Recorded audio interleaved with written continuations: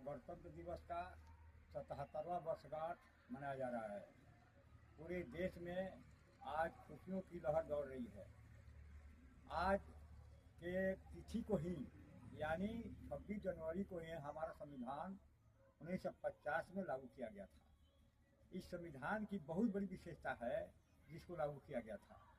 इस संविधान में मौलिक अधिकार दिए गए हैं, राज्य के नीति निर्देशक तत्वों की चर्चा है, इसमें नागरिकों के कर्तव्य की चर्चा है, बहुत सारे तथ्य इसमें जोड़े गए हैं। लेकिन मैं एक तथ्य का आज अनुरोध पूर्वक कहना चाहता हूँ। वह तथ्य है कि भारत में समानता का अधिकार संविधान से दिया गया है। समानता का अधिकार की चर्चा जो संविधान के खंड 3 भाग 14 से लेकर 18 तक में इसकी चर्चा है। समानता के अंतर्गत सभी को समान रूप से माना गया है।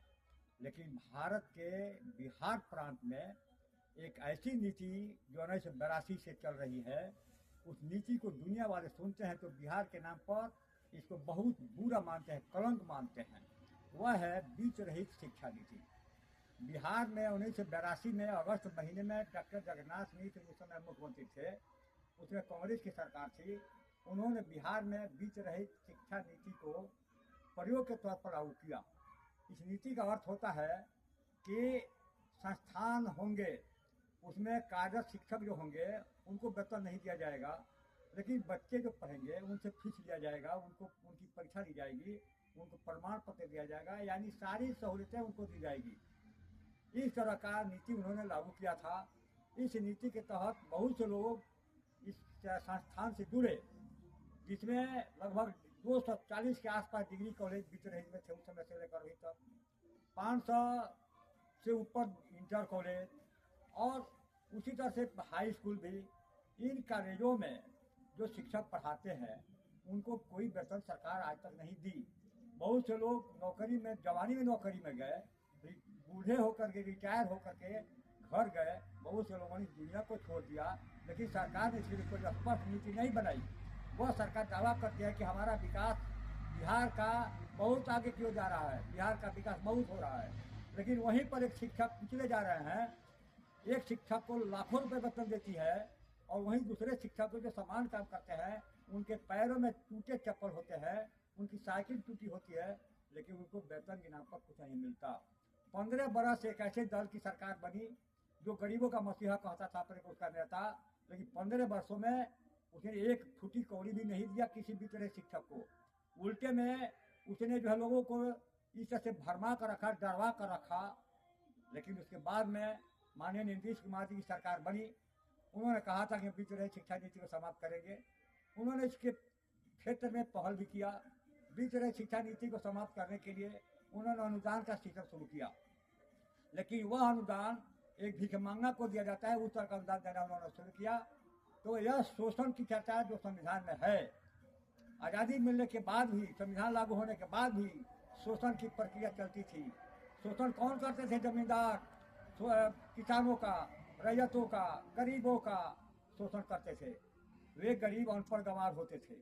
लेकिन आज तो पढ़े लिखे जो MA पास है, PhD किए हुए हैं, वे कॉलेजों में प्रोफेसर कहला रहे हैं, क्योंकि सरकार उस कॉलेजों को मान्यता दी हुई है और उस शिक्षक को एक पैसा वेतन नहीं मिलता है। नीतीश कुमार ने अनुदान देना शुरू किया। वो अनुदान गुणवत्ता पर आधारित, जो इस तरह का सिस्टम कहीं नहीं है। इस दुनिया में किसी संविधान में इस तरह का नियम नहीं है कि एक क्लास में शिक्षक जिस बच्चे को पढ़ाते हैं, सारे बच्चे एक ही शिक्षक को एक ही लेसन पढ़ते हैं और शिक्षक पढ़ाते हैं, लेकिन उसी में परीक्षा में कोई फर्स्ट करता है, कोई सेकंड कर जाता है, कोई थर्ड करता है, कोई फेल कर जाता है, लेकिन शिक्षा का प्रयास तो सबके लिए बराबर होता है। लेकिन सरकार ने फर्स्ट डिवीजन के लिए अलग पैसा तय किया, सेकंड का अलग पैसा तय किया, थर्ड का अलग पैसा तय किया, जो फेल हो गया उसका फेल पैसा। इस तरह का नीति सरकार के द्वारा, बिहार सरकार के द्वारा दुनिया में कहीं नहीं है, किसी भी देश या किसी भी राज्य में नहीं है। और जो बीच रहित शिक्षण संस्थान है उनमें भयंकर लूट है चार तरफ। आज के डेट में मैं बात कर रहा हूँ, जो बीच रहित शिक्षक है, जो बीच रहित शिक्षण संस्थान है, शिक्षकों का भयंकर शोषण, उसमें काम करने वाले कर्मचारियों का भयंकर शोषण। लेकिन शिक्षण संस्थान के जो प्रबंधक हैं वे लाल हो रहे हैं, मालो माल हो रहे हैं, उसमें लूट हुआ हो रहा है। पॉलिटिकल के नाम पर, एडमिशन के नाम पर सब पैसे कहाँ जाते हैं, किस खाता में जाते हैं, सरकार इसका लेखा जोखा नहीं लेती है। शिकायत करने पर भी कोई सुनने वाला नहीं है, कोई सुनता नहीं है, और सुनता भी है तो वह पैसे मांगता है बात सुनने के लिए। आज चारों तरफ भ्रष्टाचार फैला हुआ है। हम अफसोस के साथ कह सकते हैं कि एक शिक्षक को एक ही राज्य में एक ही तरह का कार्य करने के लिए, यानी कॉलेज में शिक्षक पढ़ाने के लिए होते हैं, कर्मचारी लिखा पढ़ी करने के लिए होते हैं, तो चाहे वो कॉलेज सरकारी हो या प्राइवेट, एक ही कार्य के लिए किसी को 1 लाख से ऊपर वेतन दिया जा रहा है सरकारी कॉलेजों में, और एक जगह कुछ जो है भीख मांगना की तरह 4,000, 5,000, 6,000 रुपये वेतन के रूप में शिक्षक को थमा दिया जा रहा है। उसके लिए कोई नियम कानून नहीं है, ना कोई पूछने वाला है, ना कोई जानने वाला है। यह सरकार निकम्मी है, बीच एक शिक्षकों के लिए सरकार निकम्मी है, क्योंकि कोई नियम इसके लिए नहीं, न इसका कोई अफसर है, न कोई डीओ या कोई अधिकारी इसकी शिकायत सुनता है, और सुनता भी है तो उस पर कोई कार्रवाई नहीं करता। इसलिए बीच रही पर आज इस गणतंत्र दिवस के अवसर पर मैं अपना अफसोस जताता हूँ और यह कहना चाहता हूँ कि यह बीच रही शिक्षा नीति बिहार के लिए कलंक है। और बहुत से लोग जो रिटायर हो गए, अभी सुनने में आया है कि यह सरकार एक कमेटी बनाई है, वह कमेटी बीच रहे शिक्षकों को वेतन देने के लिए अपना नियम बना रही है। वेतन देगी, जो आज आ रहे हैं कॉलेजों में उनको वेतन मिलेगा, लेकिन जिन्होंने कॉलेज में जिंदगी जमा दी उनके लिए क्या मिलेगा, हम सरकार से जानना चाहते हैं। जो रिटायर हो गए, घर चले गए, लेकिन पैसा नहीं मिला उनको, जिनका समय खत्म हो गया, और बहुत से लोग धरती पर से चले गए, विदा हुए से मर गए, उनको क्या मिला, शिक्षा का दान करने के श्रेणी में। यह सरकार जो ऐसा नहीं कर रही है उनके लिए, वह एक तरह से समझिए शोषण का बुनियाद खड़ा कर दी है, जिसका बुनियाद संविधान में विरोध करने के लिए है।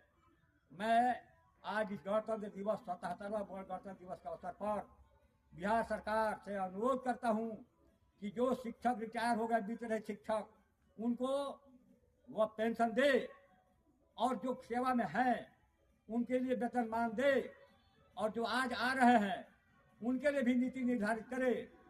लेकिन यह शोषण का जो रीति रिवाज चल रहा है, इसको बंद किया जाए, और नहीं तो संविधान को संशोधित करके इस धारा को ही हटा दिया जाए, शोषण के विरुद्ध का अधिकार, इसको जो हटा दिया, जो 23 और 24 में इसका वर्णन है, क्योंकि शोषण हो भी रहा है, शोषण के विरुद्ध अधिकार भी प्राप्त है। समानता का जहाँ तक हम चर्चा करते हैं, संविधान में 14 से लेकर के 18 तक समानता का अधिकार है, लेकिन समानता कहाँ है? शिक्षा के क्षेत्र में मैं बतलाना चाहता हूँ, एक तरफ सरकारी विद्यालय है जहाँ पर लाखों वेतन मिलता है, एक तरफ प्राइवेट विद्यालय है जिसमें 2,000 से 10,000 के बीच में वेतन मिलता है। 1 लाख वेतन देते हो, ठीक है, इनको भी दो, इसको भी दो, हम यह मांग करना चाहते हैं। और जागृत संस्कृति समाज जो एक सामाजिक संगठन है, इसका किसी राजनीति से, किसी धर्म और जाति से कोई संबंध नहीं है।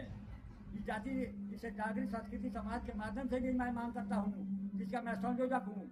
मैं प्रोफेसर शंभू आलोक उसका संयोजक हूँ, और मैं मांग करता हूँ कि जो अश्लील गीत समाज में परोस करके समाज को बिगाड़ा जा रहा है, मुट्ठी में पैसा कमाने के लिए कुछ लोग गीत ऐसा लिख रहे हैं, इसको कुछ लोग गा रहे हैं, और कुछ लोग इसको बड़े चाव से सुन रहे हैं, लेकिन इसका बुरा प्रभाव हमारी बेटी बहुओं पर पड़ रहा है, हमारे आने वाली पीढ़ी पर पड़ रहा है।